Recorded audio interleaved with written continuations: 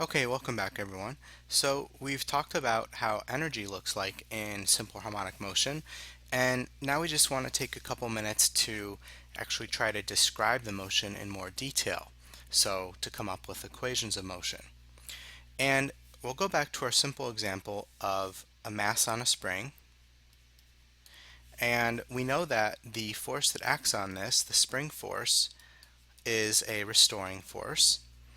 Um, and the thing is, if this is the only force that acts, we can write F net equals ma, and what we get is negative kx equals ma. So this is actually a pretty complicated equation if you try to guess, well, what function x as a function of time works in such a way that the acceleration as a function of time also satisfies this equation. So that's just a fancy way of figuring out what the true equation of motion is. And this is the kind of thing that you'll learn more about in 3 Chem Phys, so I'm going to do a bit of hand waving. But basically, what we want is, because acceleration is a change in velocity over a change in time, and velocity is a change in position over change in time, you see that we want some function of position that when we change it with respect to time twice, it's going to be related to acceleration. So we need something that sort of has the same format. And one common choice for this is an exponential, so e to the t. And I won't say why right now, but it's a kind of a okay choice. But it turns out that a better choice is a sine or cosine. So usually what you see is for x as a function of time is you get a cosine function. And inside of this, we put a couple things. And I'll explain what each of these are. And then outside of this, we put our amplitude. Okay, so we already know what the amplitude is. All right, we know what time is. Okay, now this omega right here is kind of weird. This is what we call an angular frequency. And so we've already discussed with waves a linear frequency f. But if you want to know, for example, how quickly something is rotating, you write it in terms of an angular frequency. And as a matter of fact, there's a pretty good correlation between simple harmonic motion and circular motion.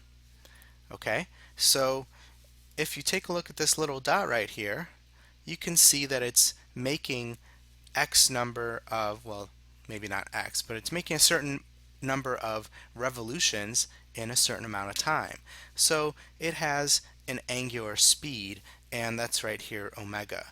Okay, so we won't really go into the details of this too much, but another way to write this angular speed is the angle that it travels through divided by the amount of time. That's one way to write angular speed or frequency. The other way is related to linear frequency, so omega is equal to 2 pi times the frequency. Okay? And units for omega is going to be radians per second, and the 2 pi actually has units of radians, because that's what it is, and frequency is 1 over seconds. Now this is not crucial, so if this is kind of weird, don't worry about it too much.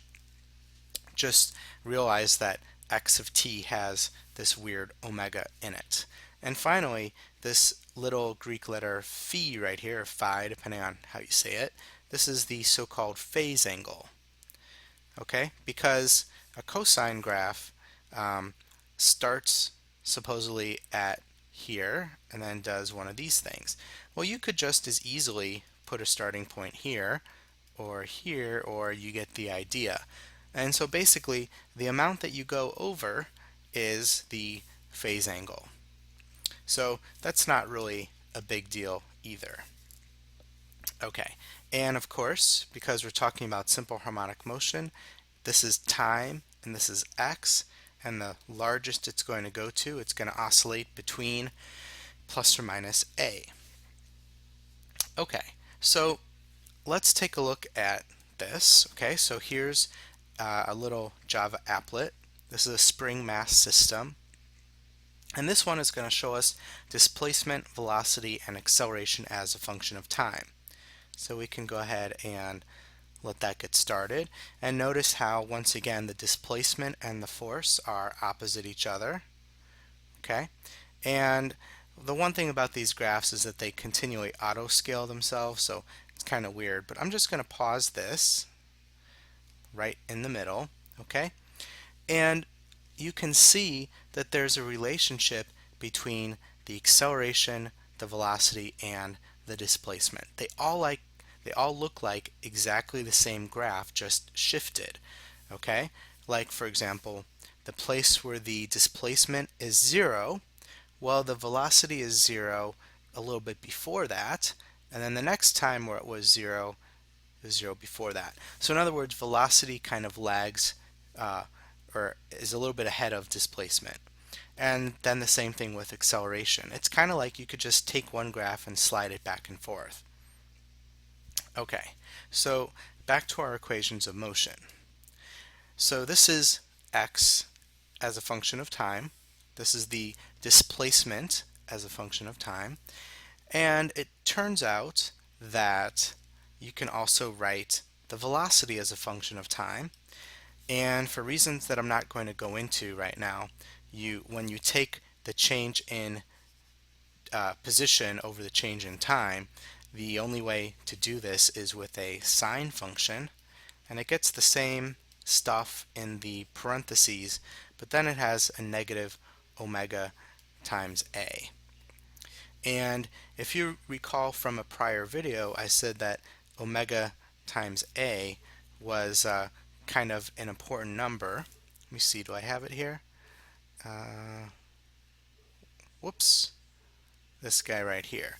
Okay, well, I didn't really say omega times a. I said a times square root of k over m. And it turns out that for a mass on a spring, that's another thing which is equal to omega. And we'll talk a little bit more about that coming up. So to go back to this, let's just write that in neatly. And so this is the maximum velocity if you kind of take the absolute value of it. And check it out. Omega, we said, has units of radians per second, and A has units of meters. So there you go, that's meters per second. Okay, so there's the velocity as a function of time. And finally, we get back to the acceleration as a function of time. And again, I'm not going to prove this. I'm just going to put it out there, and you can choose whether or not to believe me. And some of you might believe me more than others based on calculus. And this is going to be negative omega squared times a. And that's kind of weird until you think about the units of omega squared times a. So omega squared is going to be radians squared per second squared. And I should add in that radians is pretty much just a placeholder. So it's not a real physical unit. It's, related to an angle.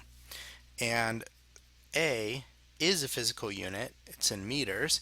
And so there you go. That's meters per second squared. Okay, so hopefully that gives you a little bit more background. I think the last thing that I want to mention, so we'll put a box around this.